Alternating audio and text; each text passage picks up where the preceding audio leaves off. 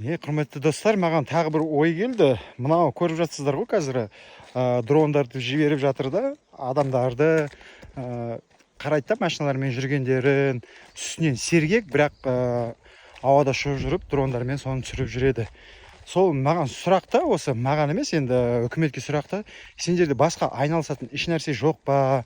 Сол ақшаны сондай нәрселерге құя беруге миллиардтап адамдарды мынау ойламайсыздар ма, Қазақстан тұрғындарын? Соларды қашанға дейін қанай бересіздер штрафтармен? Сіздер сол ақшаны ең болмаса сол мынау өзіміздің медицинаға, білім жағына салмайсыздар ма?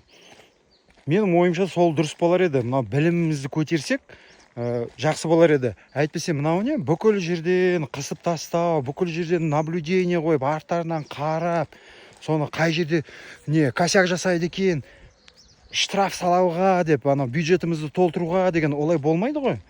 Мына бір күні халық жарылады ғой. И так мынандай шетте жүр ғой, мына үзілейін деп жүкелері. Сол керек пе сіздерге?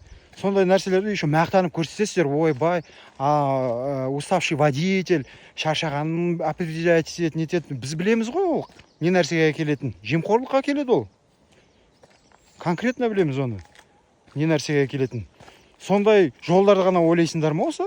Қалай ақша істеуін, бюджетті толтыруын. Сендер басқа жағынан ойландырсайшы, адамдарға білім беріңдер. Сол кезде бюджетің де толады, бәрі де толады. Налоговый жағынан да не масқара? Көріп, ұяласың. Қазақстан үшін бәрі күліп болды, бәріне күлкі болып болдық. Жетер. Үстінен билікте отырғандар ойланыңызшы. Ойланыңыздар.